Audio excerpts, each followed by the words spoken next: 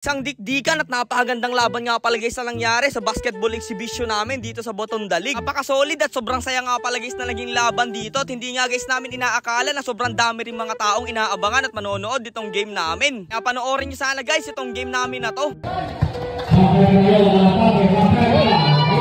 So what's up guys? What's up? Mga kanapadaan lang. So ngayong araw nga guys, eto na nga pala exhibition game na namin sa bayan ng Socorro. At big shoutout nga pala sa lahat ng mga nakakilala at nagpa-picture sa amin dito sa lugar na to. Maraming salamat sa mga solid na suporta at sa mainit nyong pagtanggap sa amin. At sana po natuwa rin kayo sa mga binigay namin sa inyong medal para sa mga mythical 5 na mapapili nyo sa inyong liga. At shoutout rin nga pala kay Kuya Tangkad Michael. Ayan, maraming salamat. Kasama ko rin nga pala guys ngayong araw dito si Julia. Talagang susuportahan niya daw itong laro ko dito. Nagulat rin nga pala guys kami sa rami ng mga taong nanonood at inaabangan yung magiging laro namin dito. Kaya ayan, shoutout po sa inyong lahat. Nakakatuwa lang guys na halos mapuno talaga itong buong gym sa sobrang dami ng mga taong nanonood sa amin at tuwan-tuwa rin sila. Grabe din talaga guys sumuporta mga taga Socorro, Botonda League dito sa amin. Maraming salamat po sa inyong lahat. At shoutout rin nga pala sa The Oragons dyan. Kaya eto na guys, sisimulan na nga pala namin dito yung magiging laro. At tinawag na nga pala guys yung mga first 5. At ang first 5 natin si Martinez, si Sim, ako, si Romel at saka si Wency. At sa amin nga guys, kaga dito na punta yung possession ng bola. Kaya tamang dribble lang muna ako dito at hanap ng opening, sabay bigay kay Romel. At napakagandang jump shot nun guys. Flawless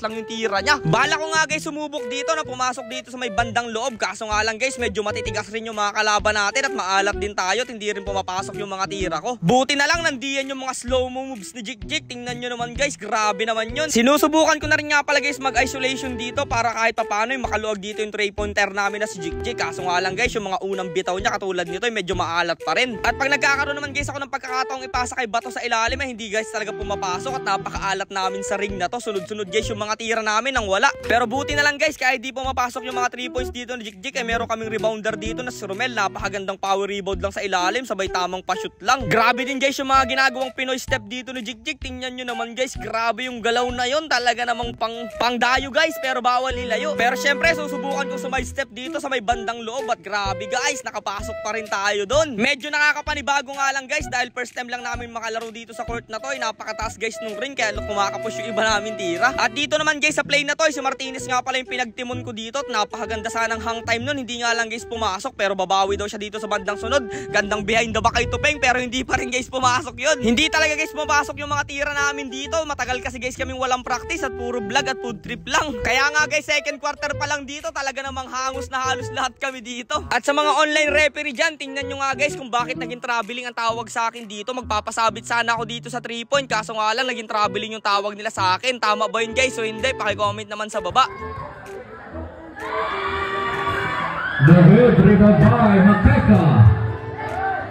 Makeka using the glass. Good for 2. Medyo crucial lang nga pala guys yung naging laban dito at natambakan nga pala kami ng 25 points. Kaya ayun guys, pinilit namin makahabol at naabot namin. Noong una kasi guys ay hindi kami seryoso at balak lang talaga namin magpasaya. Kaso nga lang guys, medyo napapahiya na yung team namin dito kaya sinubukan namin makaabot. At syempre nagseryoso na rin kami guys dito sa may bandang huli. Kaya nga guys itong si Romel, si Mansala, si Martinez at syempre guys itong si Sim ay talagang sineseryoso na rin. At grabe guys yung hang time ni Romel lang doon, talagang kitang kita yun. Malalakas rin nga pala guys yung mga nakalaban namin dito at varsity daw guys to ng mga school dito sa lugar nila. Tapos nilabanan guys namin ng mga vlogger lang tapos walang practice. Pero okay lang yun guys, papalag tayo sa mga yan at bibigyan natin sila ng magandang laban. Pero sobrang nag-enjoy talaga guys kami dito sa mga naging laro at naging exhibition namin game dito sa bayan na to. Talagang napakababait na mga nakalaban namin at yung mga tao guys ay welcome na welcome talaga kami. Maya lang guys ay nagpaulan na rin dito ng 3 points si Martinez. Talaga naman guys sapul ng sapul. At dito nga guys ay 5 points na lang siguro yung lamang dito nung kalaban at napashoot pa ng tropa nating si Romel dyan at iniikot pa yung bola. Tsaka itong tropa nating si Mansala, grabe din guys yung pa-counted niya, hindi nga lang natawagan. Kaya dito guys, sabi ko sa kanila ay 3 points na lang ang lamang sa amin ng kalaban kaya magdahan-dahan na muna kami at wag na naming hapitin ng dire-diretso at nakakapagod na talaga. Nagkaroon na rin nga pala guys ng pressure dito sa amin yung mga kalaban. Talagang dinodouble team na ako dito sa may bandang taas. Buti na lang naipasok ko pa rin yung salaksa ko doon sa bandang ilalim. Tapos unti-unti na rin guys gumagana dito yung tropa natin si Jik, yung 3-pointer namin. Pumapasok na rin guys yung bawat bitaw niya. At sa mga punto beses na to talagang digdikan na yung score. Nalamang sila guys, tapos nalamang rin kami. Talagang palitan lang guys ng basket dito. At isang napakagandang play ang nagawa ko dito guys. Pinasa ko doon sa bandang ilalim kay Mansala, sabay pick. Grabe, double pick yun at napakagandang tira. Pasok na pasok. Pero sa bandang huli guys, ay natalo pa rin nga pala kami. Pero okay lang yun guys. Maraming salamat kasi malalakas rin tong mga nakalaban namin na talagang napaka-solid. Biyasang-biyasa sila dito sa court nila. Hindi naman guys tayo pumunta dito para makipaglaban. Pumunta tayo dito para makisaya sa mga manlalaro. At syempre makita na rin namin yung mga taong nakasuporta sa amin dito. Kaya naging final score guys, 88-83. Maraming salamat sa mga nakalaban namin dyan. At solid talaga ang Batong Dalig. Kaya sa gusto kaming makalaban dyan at gusto kaming makadayo sa lugar nyo, mag-PM o mag-comment lang kayo dito sa video na to at pupuntahan namin kayo.